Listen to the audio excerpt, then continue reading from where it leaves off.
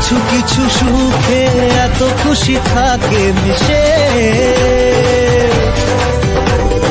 ধরা দেয় অচেনা কাছে। হ্যালো এভরিওয়ান, কেমন আছো তোমরা সবাই? আশা করছি ভালো আছো, সুস্থ আছো। তো এটা হচ্ছে যেদিনকে আমি শান্তিপুরে জামা কাপড় কিনতে গেছিলাম তার পরের দিনের ভিডিও। যেহেতু সকাল সকাল আমরা বাড়ি থেকে বেরিয়ে গেছিলাম বিয়ে বাড়িতে, তার জন্য আর ভিডিও করা হয়নি।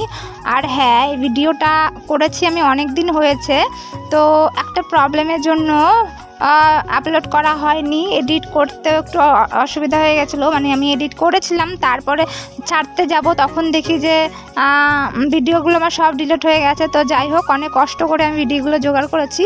তো যাই হোক, যে আমরা চলে এসেছি জলসাজদে। আর হঠাৎ করে যে এত পরিমাণে বৃষ্টি হয়ে গেল যে আমাদের সব বিয়েবাড়ির প্ল্যান সব ভেস্তে গেছে। তো যাই হোক, অনেক কষ্ট করে, আর যে রাস্তা দিয়ে এসেছি সেই রাস্তায় এত পরিমাণের কাদা যে অনেক কষ্ট করে পার করে এসেছি।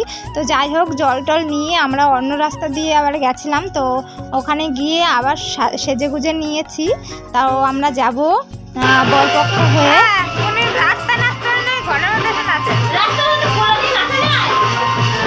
এটা হচ্ছে তিনি যার বিয়ে আর কি, আমার দিদির দেওর। তো এখানে দিদি আছে, জাইম্বু আছে, আর এই যে আমার দিদির মেয়ে, আর এইখানে হচ্ছে আমার সোনা বাবা। আর আমার বর্মশাই যে কোথায় গেল তাকে আর খুঁজে পাওয়া যাচ্ছে না।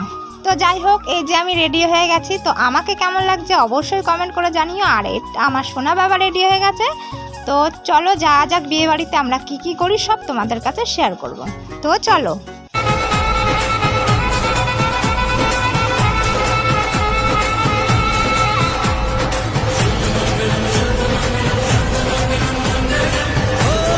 আর এই হচ্ছে আমরা চলে এসেছি বিয়ে বাড়ি। আর এটা হচ্ছে আমাদের নতুন বউ।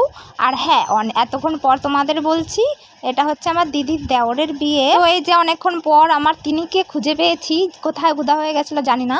তো যাই হোক, এখানে এসে আমার একটা নতুন এক্সপিরিয়েন্স হয়েছে। এক্সপিরিয়েন্সটা কি জানো?